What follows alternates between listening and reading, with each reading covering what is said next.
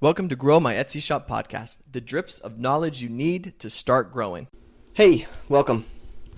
So I've had a couple of interesting conversations this week. I'm going to try to share some of the insight from these conversations that I've had with some people.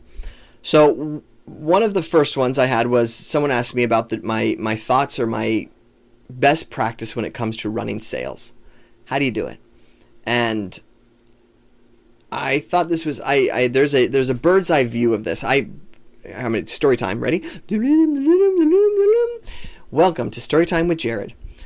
Many moons ago, when I was kind of new into my growth marketing career, my whole pitch was, you could hire an agency and they're going to run ads. They're going to tell you the results of those ads. That's what you pay for. Or you can hire a growth marketer. A growth marketer is going to look at your current funnel, see where it needs to be adjusted, make those adjustments, and then use data to present that those things that they're working, and then focus on the bottom line. So instead of just being like, hey, we're just running ads trying to figure out what the heck is working, it's like, no, we're going to take this step by step. That was kind of my whole process, my whole pitch. So a high-end suit store reached out to me and said, that's what we want. We've hired agencies. They run their stuff, but we really want to know what's working, and so that we can triple down into what's working. And so they hired me. And I remember looking at their return customer rate, and it was quite good. So I thought, look, you guys have something going for you. When you get a customer, they tend to come back. So I presented a plan, which was Operation A, let's get more customers, and Operation B, let's get more to return. So when we were discussing the let's get more to return policy, we pretty much took what they were doing, the technique they have. A lot of that had to do with just the initial contact that they had with the business. It's a very high-end, bougie men's suit store, and so it was, people are coming back because they can't get that anywhere else. And if they're very well taken care of, the person knows them by name, and yada yada, they're good to go. So we talked about some of the techniques to fix the front end and all that stuff, and then we moved into how do we get someone who typically doesn't return, though, because there are people who buy this one thing from you and then they don't come back. A lot of them had to do with weddings. So people would come in and get stuff for their weddings, and then they would never come back. Maybe they don't need it, maybe they're whatever. So my initial pitch to them was like, let's start poking at it and seeing if we can break this these wedding people who tend to buy and not come back.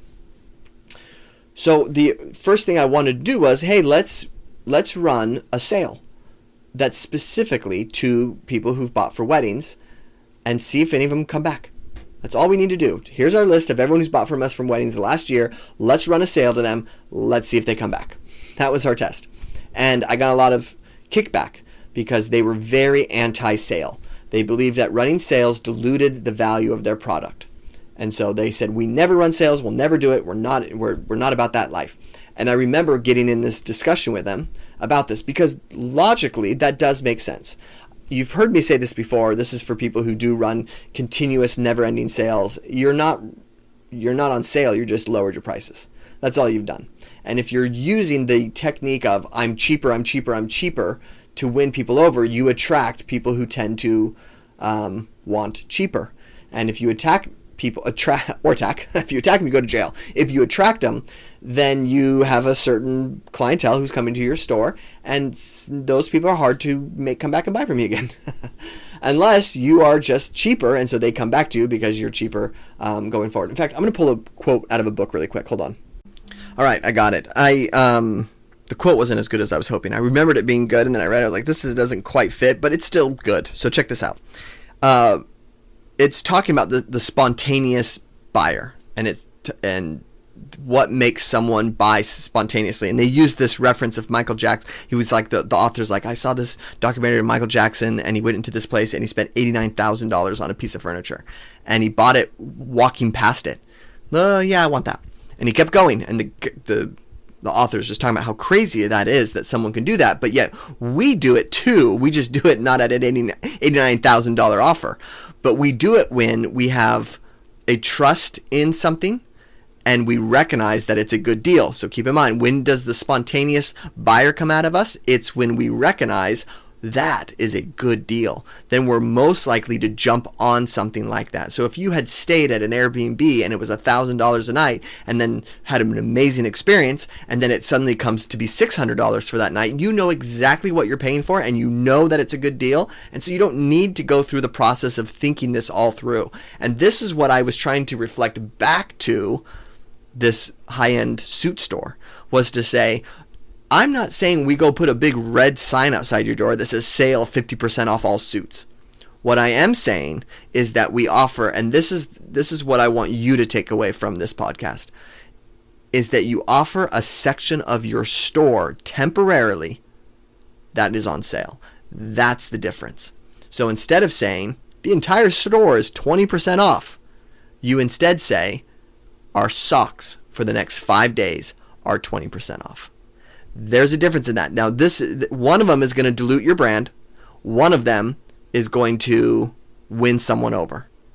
The diluting of the brand takes place when it's just like, yep, 20% off. And does it have an end date? Does it have a start date? Does anyone know any of that information? Is this abnormal? Is it normal? We don't know. It's just your price. It's your new price, 20% off. But if someone buys from you at value or recognizes your value because you've properly sold them or given them the opportunity to experience what it's like to buy from you, and then within the next 90 days you poke them and say, hey, I know it'd be great if the entire store was 20% off, but for the next 3 days, this is. I'm a big believer of open and closed sales. Advertising that they're open and closed, and opening just sections of your shop. It's only this that's 20% off, not my entire shop. Now, if it's Black Friday, sure. If it's a Mother's Day sale, sure. But I'm still a believer of section off your store, because that's when a spontaneous buyer is going to recognize the opportunity. 20% off. For the who knows, just 20% off, here's an email, 20% off, doesn't motivate me. In fact, it devalues the brand. But 20% off our blank for the next 3 days, it means that in the next 3 days, this won't be available anymore. And you're going to have to go back to, I might have missed an opportunity. And so you're going to grab those spontaneous type buyers from your email list and push them over. So there are different types. There's rational buyers. There's all sorts of different types of buyer. Spontaneous buyers react during sales, and they sit on your email list. They're there today. And you can email those people and say, I got something for you. And if you use this technique, this is the best way to extract the spontaneous person. And if they had a positive experience with your brand, this is a really great way to not dilute the purchase that they just made. So keep in mind, if I went and bought a full suit from someone and then all of a sudden 20% off was their suits, yeah, whoops. But if it's a tie, a belt, a sock, just one sock, the shoes, whatever, that's what helps. And then everyone knows how this works. People will tend to come in and buy not just the sale item, and so you can get more from a customer that way. So I had someone reaching out to me this week and talk about a Mother's Day sale that they wanted to run, and were looking for the best way to do it. They have an online store, they have an email list, they have Etsy, and this was the suggestion that I gave them, was to say, section off your store and offer an open and closed window to that sale. And that's how you're going to keep, because she has a pretty big return customer rate with what she's doing, and she had this fear of like, I don't necessarily want to lose, give away all my lower my prices. And so, or someone who's a big fan and is watching my stuff and is kind of waiting for the perfect piece to come out, and then all of a sudden I drop a 20% sale, so they buy something now instead of what they would have bought from me in June. And we don't want to do that either. And so when I had a store, my big thing was I did out of season sales. So at the end of a season, I would launch a product, promote a product, give it a lot of love, and then as it started to move into the next season, that's when I would do kind of a blowout sale, and we would clean out what we were doing, and then introduce something new. And sometimes I would do early bird specials and early bird sales for people who were jumping on stuff early, just to keep people going and get that spontaneous buyer their high that they're looking for. But for the most part, I was using it to move inventory that I was ready to get rid of. This was my technique of keeping the value of my new products valuable, and it was able to connect, like, why is this product on sale? Oh, that makes sense. So it wasn't just like, oh, hey, you bought something and now it's on sale. It's like, well, you bought it when it was in season. It's just not in season anymore. It's the same way if I went and bought shorts in the middle of winter, I would expect to pay a little less for that because I'm buying them off season. If I go to Cancun in the winter, well, probably not the case, but you get what I'm saying. But it's important to note that there are, and this is usually an exercise I do pretty quick, is I look at whether a product is a rational or an emotional purchase. So a rational being, I need a car battery. My car is broken. I need a car battery. That's a rational buyer. An emotional buyer is, I need new curtains. No, because then you might be, that might be rational because you might not be sleeping. Couch cushions would be a good example of that, or something around the lines of that, where you're just like, oh, I would love to update my couch. Is it on fire? No, but I want to get into that. Emotional buyers, sales work well for them. If you have an emotional product, because it's not something they necessarily need, so a sale helps justify it in their mind.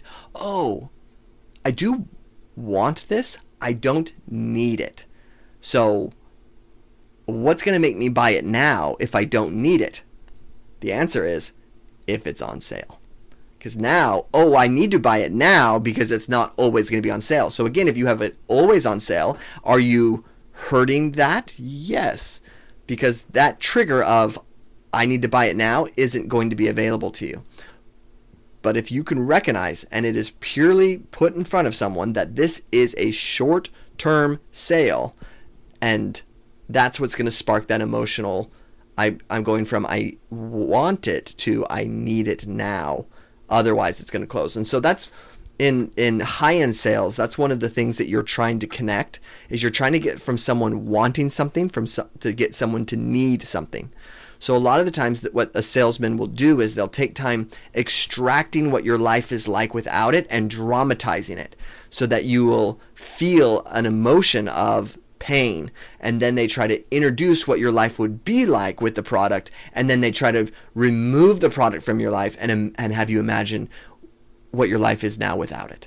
And that's the way that they're connecting or stirring the pot of moving you from a yeah, I want this to I need this. And once you need something, you move from that emotional phase to that rational phase, and that's where you don't I don't know if you've ever been to a timeshare presentation, but you'll say, hey, let me think about it. And they're like, why do you need to think about it? How dare you think about something? Because in their mind, they're wanting you to move into this. If you need it, what is it?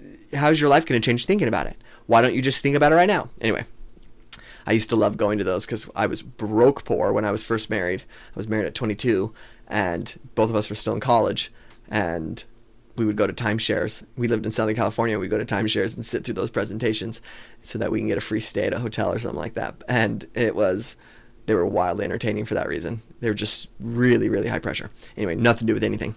This podcast may feel a little bit different, and that's because I usually record them the day of. I do them Friday mornings, but I have a call with one of my mastermind people on Friday morning, and so I told her, I said, I'll do my podcast on Thursday. So it's Thursday at 4, and my brain is fried.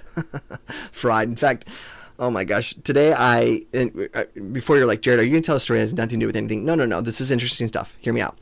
Today I was slugging, and I had to get this ad campaign out. And you know what's so funny about this ad campaign is it's for this outdoor company, and I have like a walking treadmill thing it's like a desk on it, and so I went downstairs, and I love the band Laney. For anyone who knows the band Laney, they're like my favorite people ever. I turned on some Laney songs, got on my walking treadmill, cracked my knuckles, opened up my campaign, walking on my thing, and have an AI write all my ads. Just kidding. Oh, that's funny. Got in there, started to write my stuff, and was looking at the data of what's been working for us so that I can create more things like that. And we have all this stuff that's hitting the product, it's promoting things, it's talking about that, it's talking about this. And we originally created the campaign to be a little bit like of a us versus them. It's called a silent rebellion when you do marketing like this. It means that you're trying to make someone feel that you are speaking to them, and that there's opposition. Because if you're familiar with just how the world works, we are motivated through opposition. And so if we can get these outdoor people to be like, oh, this is for you, not for those indoor Wi-Fi people, then they're like, yeah, stupid people who stay inside. So that's what we're going for in this scenario. It's like, we're not just saying like, hey, this is what this product is. Are you interested? We're saying like, oh, this is for you and not them. So are you them? Then skip.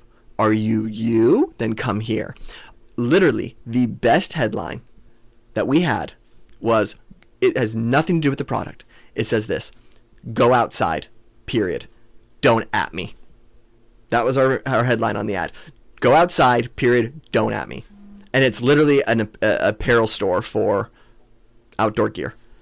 And it moved for us. Now, there's two reasons for this. And for anyone who's ever been familiar with social media, you're going to learn this. Let's just go this direction. I think this is fascinating. There is, I work with someone in my mastermind who's they go viral on social media quite often.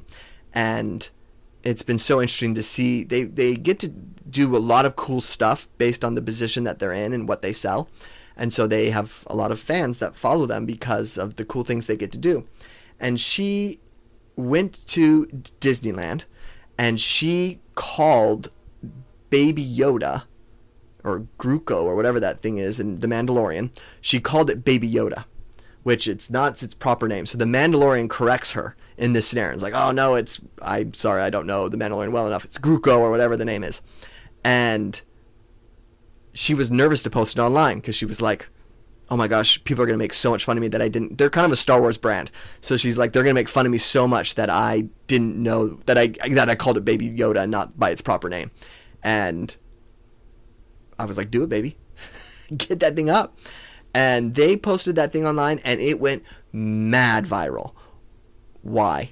Because people in the comment sections were fighting over whether or not it's okay to call it Baby Yoda. I have a friend who's very into his health and is in the influencer space of health.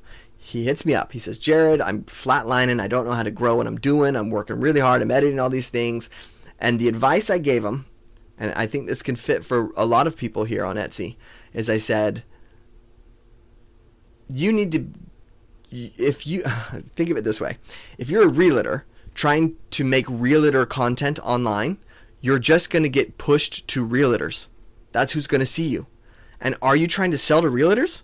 No. So what you have to do is you have to do something online that does attract your ideal person, and then also be a realtor. So for example, if you were really into fishing, you could make fishing content, but then also be the realtor that fishes. And now you've connected with a bunch of people who fish. I've talked about this before on the podcast. I want to share a success story with you. So this guy says to me, hey, Jared, what am I supposed to do? I was like, hey, he is very funny. And he's a funny dad. He has just a quirky sense of humor. So I said to him, do funny stuff with your kids and attract that age group, people who have kids your age. But then tie it into fitness, and you'll do it. And he just had a reel go. It got 2 million views. So it was on his normal personal profile. He just decided he was going to be an influencer. 4 months in, he's got millions of views on one of his videos. What was that video? Was it one of him lifting weights, his pull-ups, his this? None of it. The video that went viral was that he drew a mustache on his kid's face for St. Patrick's Day, and pretending like a leprechaun did it. And the kid woke up and was super ticked. And his name's Jordan. Jordan was kind of bantering with him back and forth about how it wasn't him, it was the leprechaun. But the kid knows it was him, and so they're having this conversation back and forth, and it's a funny conversation, and it went viral. And why? Because people are saying it was wrong for him to draw the mustache. It's wrong, and it goes back and forth. He ended up having to turn the comments off. He's like, dude, this is crazy. I'm like, I get it, but you're seeing it. What is this? You have to create something that someone wants to talk about. And if you're just posting pictures of your products, you're just kind of doing your stuff, that doesn't create it. You have to be able to connect, share, and then also give them an opportunity that they can share how they feel. And so, man, some of these guys that have cracked this code, they rage bait what they're doing. They can do it. They can create stuff. And you only need a couple that get it going, and then the algorithm starts to favor you. And it's kind of I would say this is much more of a black hat technique than it is, the normal way. But one of my favorite examples of this was one of my other clients that I worked for knew this realtor, and she would hide in her houses. So people would come in to her, instead of like social media where people just, here in this 1-bedroom house or this 2-bedroom house or whatever, she would hide in the rooms and she would be talking on a microphone. And so you would hear her whispering, but you couldn't see her, but she was hiding somewhere. So the camera would pan, and then all of a sudden you'd see her underneath the table or something like that as it panned through. So what were you doing from a social media standpoint is you were watching this house, but you were looking for, where's the realtor hiding? And then you would see her, oh, she's under the table. Oh, she's between those things. Oh, she's over there. And so you're touring the house. She's getting view time with what she's doing, but you're also engaged, and then you're commenting in the comments, I saw her there. That was so funny when she did that or whatever. And she was able to go very viral from this technique. And so I think the days of thinking, I'm just going to post stuff on the internet and it's going to go, it's just done. It's done. What you have to think more about is, how can I get people to engage with what I'm doing? And what a lot of that is just self-branding, getting yourself a brand of, this is the type of person that I am, and being comfortable with that and moving forward. So those are some fun examples. All right, I'm going to share one more conversation that I had with someone this week. Man, should I just call this podcast episodes or conversations I had this week? This one is a bit more serious. So I had a guy that was just trying to figure out the next steps of his business. So he just completed the mastermind. He's at his financial goals. He kind of said in the last meeting, I don't know if I want to grow anymore. And then we had our final one-on-one, and he was like, psych, I do want to grow. Like, I'm feeling it, man. I want to do this. And so I'm like, great, let's lay this out. Let's really get this going. And so, but before I jumped into it all, I asked him this question, which was, if it was easy, if you could just have everything, what does your life look like? And he sort of just explained what he would want his life to look like if things were working the way they were supposed to work. And I gave him kind of a pep talk, more or less. And that pep talk is, we often see our business as a finish line. I just need to get to that spot in my business, and then I've crossed the finish line, and now I'm happy, and now I have what I have. But the truth is, you do add more work to your plate the more successful that you get. And it isn't until you are in a spot where, I mean, even if you have a bunch of employees, for anyone who's ever ran or had employees, it's just a different type of stress. You're just going to wear stress the more that you grow, and you have to be okay with that. You have to embrace that, and you have to look at, I believe, business with a little bit of a twinkle in your eye, as opposed to being so serious, because businesses do have kind of their mind of their own, and sometimes they'll go certain directions whether you want them to or not. But one of the exercises that I think is a really great exercise to motivate yourself. So some of us are not feeling the growth that we want. We're not where we want to be, or even in our life, we're not motivated to jump forward. So this is a great exercise. It's, you close your eyes and you picture yourself 10 years from now unhappy. Maybe you worked too hard and you lost all your money, or your marriage fell apart, or you just ended up having to move and you went here, or you ended up getting this job you don't like, or you're just in a position that you aren't happy. You're alone feeling, you're angry feeling, you're embarrassed feeling, whatever this is, you're feeling these emotions, you have them, you don't want them, things didn't pan out, and it's hard. And so you reach out and you pray and you're like, please, God, take me back 10 years.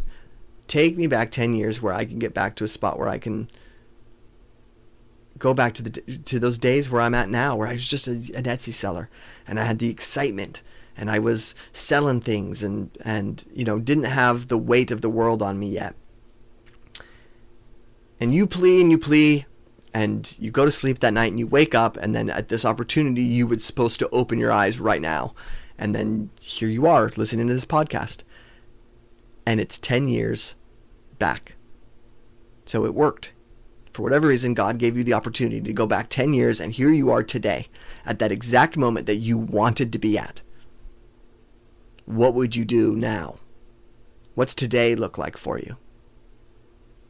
What's tomorrow look like for you? What would be the thing? So the idea is you're supposed to be thinking as you go through that exercise of where would I be in 10 years if things didn't work out? It's like a lot of that you can be like, all right, how can I prevent that today?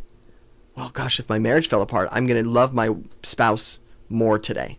Oh my gosh, my business fell. I'm going to work harder on my business today. Oh my gosh, I had this corporate job that I hated and I didn't want to be in anymore. Great. So we're going to try to do all we can to avoid getting ourselves in that situation. It's just an enlightening exercise that allows you to say, here's the things I'm going to prioritize in my life today so that I'm happy in the next 10 years.